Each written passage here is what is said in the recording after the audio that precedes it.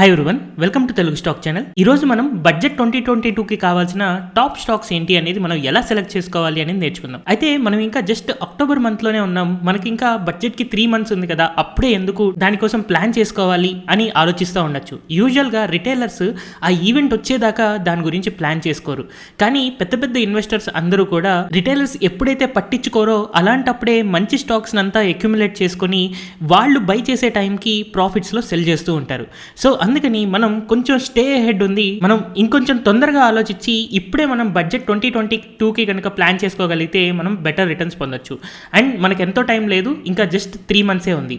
So ఈ 3 months లో మనం 20-30% ప్రాఫిట్ తీసుకురాగల స్టాక్స్ ని సెలెక్ట్ చేసుకోవడానికి ట్రై చేద్దాం. అయితే ఒకవేళ మనం లక్కీ అయితే అవి కొన్నిసార్లు 50-60% గెయిన్స్ గా కూడా కన్వర్ట్ అవ్వచ్చు. యూజువల్ గా ప్రతి బడ్జెట్ లో కూడా ఈ సెక్టార్స్ అనేవి మనకి కామన్ గా పాజిటివ్ ట్రాక్షన్ అనేది ఉంటుంది. సో వాటిల్లో మొట్టమొదటిది ఫెర్టిలైజర్స్.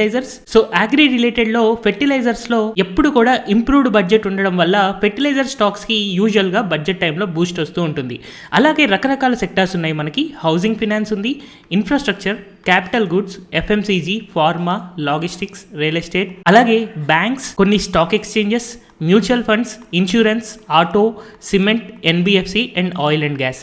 సో వీటిల్లో కొన్నిసార్లు మనకి వెయిటేజ్ బేసిస్లో బడ్జెట్ యొక్క షేర్ అనేది ఇంక్రీజ్ చేస్తూ ఉంటారు.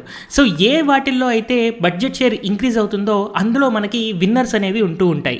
ఒకవేళ ఎక్స్పెక్ట్ చేసినంతగా ఆ పర్టికులర్ సెక్టార్కి బడ్జెట్ ప్రొవైడ్ చేయకపోతే యూజువల్గా ఆ సెక్టార్లో లూజర్స్ ఉంటూ ఉంటాయి. అయితే ఒక కామన్ థింగ్ నేను అబ్జర్వ్ చేసింది ఏంటంటే యూజువల్గా రైల్వే బడ్జెట్ అనేది ఎప్పుడు కూడా పెరుగుతూ ఉంటుంది. అండ్ ఈసారి 3-way అండ్ 4-wayని నేషనల్ వైడ్గా పెంచడం కోసం రైల్వే బడ్జెట్ ఇంకా పెంచుతారు అని చెప్పి ఒక స్కోప్ అయితే ఉంది. సో అందుకని ఇప్పటిదాకా ఉన్న సెక్టార్స్లో యాజ్ ఆఫ్ నో నేను ఇన్ఫ్రాస్ట్రక్చర్, అందులో రైల్వే సెక్టార్లో మనకి మంచి పాజిటివ్ మొమెంటం అనేది కనిపించచ్చు అని ఎక్స్పెక్ట్ చేస్తున్నాను. యూజువల్గా రైల్వే సెక్టార్ నుంచి మనకి దాదాపుగా 146,000 కోట్ల రెవెన్యూ జనరేట్ అవుతుంటే నెట్ ఇన్కమ్ 2,800 కోట్లు జనరేట్ అవుతూ ఉంది. అండ్ మన ఇండియన్ రైల్వేస్ ద్వారా దాదాపుగా 12.54 లక్షల మంది ఎంప్లాయీస్ ఉన్నారు. కాబట్టి ఇన్ఫ్రాస్ట్రక్చర్ గ్రోత్ అన్నప్పుడు రైల్వేస్ అనేది కంపల్సరీగా గ్రోత్ మనకు కనిపిస్తుంది. సో ఇండియన్ గవర్నమెంట్ కి సంబంధించిన రైల్వే స్టాక్స్ కనుక మనం చూస్తే IRCTC, IRFC, RailTel, RVNL, Ircon and rights. So ఈ స్టాక్స్లో నేను 3 స్టాక్స్ని నేను రీసెంట్గా బై చేశాను. సో జస్ట్ నిన్న నేను ఆర్వీఎన్ఎల్ అనే స్టాక్ని బై చేశాను 32.9 రూపీస్లో. దాని ద్వారా నేను జస్ట్ 2 daysలోనే 30% ప్రాఫిట్లో ఉన్నాను. ఈ రోజు ఈ స్టాక్ అప్పర్ సర్క్యూట్లో క్లోజ్ అయింది. అండ్ అలాగే ఇవాళ మార్నింగ్ నేను 943కి అండ్ 944కి ఇర్కాన్ అండ్ రైట్స్ అనే షేర్స్ కొన్నాను. 48.04 అండ్ 286 రూపీస్లో బై చేశాను. ఈ స్టాక్స్ రెండు కూడా 8% ఇంక్రీజ్ అయ్యి క్లోజ్ అయ్యాయి. అయితే మరి ఈ స్టాక్స్ ఈ రోజు ఖచ్చితంగా ఇంత పర్సెంటేజ్ పెరుగుతాయని నాకు ముందే తెలుసా అంటే తెలియదు. నేను దీన్ని జస్ట్ ఒక లక్కీ ట్రేడ్ అనుకుంటున్నాను. నేనైతే బడ్జెట్ కి ఫస్ట్ ఆఫ్ ఆల్ ప్లాన్ చేసుకునే రైల్వే స్టాక్స్ ని మానిటర్ చేస్తూ ఉన్నాను. అండ్ మానిటర్ చేస్తూ నేను కంటిన్యూస్ గా దీన్ని వర్క్ చేస్తూ ఉండడం వల్ల ఈ స్టాక్స్ లో వచ్చే బ్రేక్అవుట్స్ ని ఐడెంటిఫై చేసి బ్రేక్అవుట్ దగ్గర నేను బై చేయడం జరిగింది. యూజువల్ గా నేను బడ్జెట్ కోసం అబ్జర్వ్ చేస్తున్న స్టాక్స్ లిస్ట్ అంతా కూడా స్టాక్ ఇలా వెర్టికల్ గా పెరిగినవి కాకుండా కన్సాలిడేషన్ జరుగుతున్న స్టాక్స్ ని నేను అబ్జర్వ్ చేస్తూ ఉన్నాను.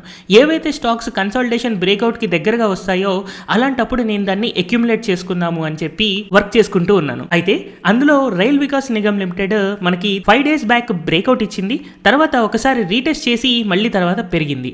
సో నేను నిన్నటి రోజున 32 రూపీస్ దగ్గరలో ఈ రేంజ్ లో నేను బై చేశాను. అయితే యాక్చువల్ గా ఆర్బిఎన్ఎల్ లో ఇంత పెద్ద బ్రేక్అవుట్ చూసిన తర్వాత నాకు మేబీ నెక్స్ట్ రైల్వే స్టాక్స్ లో కూడా మొమెంటం రావచ్చు అని చెప్పి రైట్స్ షేర్ లో బ్రేక్అవుట్ రాకముందే 286 రూపీస్ లో నేను బై చేశాను. బట్ లక్కీగా ఇవాళే బ్రేక్అవుట్ వచ్చింది. అండ్ అలాగే ఇర్కాన్ షేర్ లో కూడా ఈ రోజు నేను మార్నింగ్ బై చేసినప్పటికీ బ్రేక్అవుట్ అనేది లేదు. బట్ లక్కీగా ఇవాళ బ్రేక్అవుట్ వచ్చింది. అయితే యూజువల్ గా ఎవ్రీ ఇయర్ బడ్జెట్ లో ఏ స్టాక్స్ కాన్సన్ట్రేషన్ ఎక్కువ ఉంటుంది అని మనం వర్కౌట్ చేసుకొని ఆ స్టాక్స్ లో మనకి కన్సాలిడేషన్ మోడ్ లో ఉన్న స్టాక్స్ కనుక మనం డిఫైన్ చేసుకుంటే అలాంటి స్టాక్స్ ని మనం అక్యుములేషన్ ఇప్పటి నుంచి స్టార్ట్ చేయొచ్చు.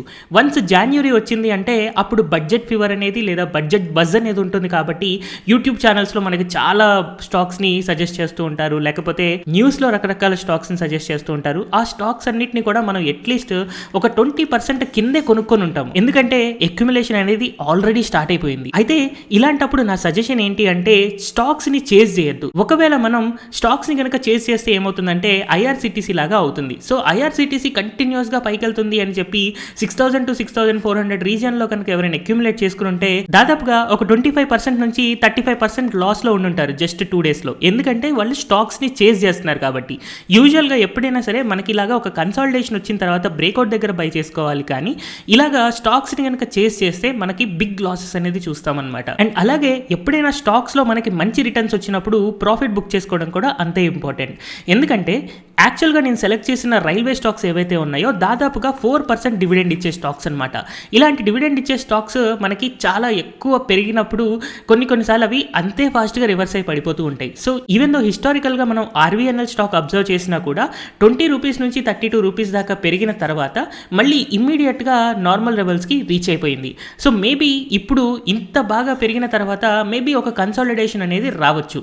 సో ఇలాంటప్పుడు మనం ప్రాఫిట్ అనేది బుక్ చేసుకోవచ్చు. సో ఇలాంటి స్టాక్స్ కనుక మీరు ఫ్యూచర్లో బై చేశారు అని అనుకుంటే అలాంటప్పుడు మీకు ఎప్పుడైతే 20 to 30% ప్రాఫిట్ వచ్చాయో అలాంటప్పుడు బుక్ చేసుకోవడం మంచిది. ఈవెన్ రైట్స్ షేర్ మనం అబ్జర్వ్ చేసినా కూడా కొన్నిసార్లు ఈ స్టాక్లో సడన్గా ఒక అప్ ర్యాలీ ఎలా అయితే వస్తుందో అలాగే డౌన్ ర్యాలీ కూడా వస్తుంది.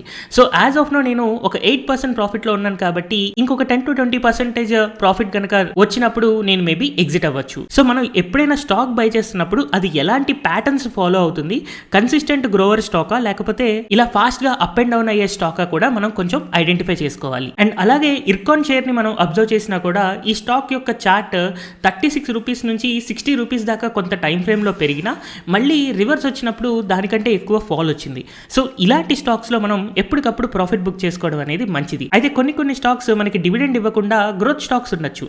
అలాంటి స్టాక్స్లో యూజువల్గా మనం 50 to 60% వరకు ప్రాఫిట్ కోసం వెయిట్ చేయొచ్చు. అండ్ ఈ వీడియోలో నేను ఇన్ఫ్రాస్ట్రక్చర్లోని రైల్వే స్టాక్స్ గురించి కొంచెం వరకు డిస్కస్ చేశాను. సో నేను ఆర్వీఎన్ఎల్, ఇర్కాన్ అండ్ రైట్స్ అనే స్టాక్స్ నేను ఆల్రెడీ బై చేశాను. దాని వెనకాల ఉన్న రీజన్ కూడా మీకు అర్థమైంది అని అనుకుంటున్నాను. అలాగే మీరు రైల్టెల్ అండ్ ఐఆర్ఎఫ్సిని కూడా ఒకసారి అనలైజ్ చేసి చూడండి. సో ఎలాంటి రిజల్ట్స్ మీకు కనిపిస్తున్నాయి అన్న దాన్ని బట్టి మీ ఓన్గా మీరు డెసిషన్ తీసుకోగలుగుతారు అని అనుకుంటున్నాను. అండ్ ఇప్పుడు ఐఆర్సిటీసీ కనుక మీరు చూస్తే ఇందులో కన్సాలిడేషన్ ఏం లేదు కాబట్టి ఈ స్టాక్ని యాజ్ ఆఫ్ నో మనం ఎలిమినేట్ చేయొచ్చు. అండ్ మేబీ కొంతమంది మీరు అడగచ్చు మిగిలిన స్టాక్స్ మీరు ఏమేమి వాచ్ లిస్ట్లో పెట్టుకున్నారు అని. దాదాపుగా నేను 300 స్టాక్స్ని నేను వాచ్ లిస్ట్లో పెట్టుకున్నాను. సో అందుకనే నెక్స్ట్ ఏ స్టాక్ అబ్జర్వ్ చేయాలి అని చెప్పడం చాలా కష్టం. బట్ ఒకవేళ in future ready to breakout ఉన్న స్టాక్స్ ఏమైనా ఉన్నాయి అని అంటే అలాంటప్పుడు నేను ఖచ్చితంగా యూట్యూబ్లో వీడియో అనేది ప్లేస్ చేస్తాను. బట్ సంహౌ నా రిజల్ట్స్ కోసం వెయిట్ చేయకుండా మీరు ఇప్పటి నుంచి మీ ఓన్ అనాలిసిస్ చేసుకుంటూ కన్సాలిడేషన్ బ్రేక్అవుట్ కి రెడీగా ఉన్న స్టాక్స్ ని మీరు అక్యుములేట్ చేసుకుంటే నెక్స్ట్ 2 to 3 months లో ఎస్పెషల్లీ బడ్జెట్ టైం వచ్చేసరికి మనకి అందులో 20 to 30% లేదా లక్కీ అయితే 50 to 60% రిటర్న్స్ మనం ఆ స్టాక్స్ లో సంపాదించవచ్చు. హోప్ ఈ వీడియో ద్వారా బడ్జెట్ 2022కి ఎలా ప్లాన్ చేసుకోవాలి అండ్ ఎందుకు ముందే ప్రిపేర్డ్ గా ఉండాలి అనేది మీకు అర్థమైంది అని అనుకుంటున్నాను. Thank you everyone for watching this video.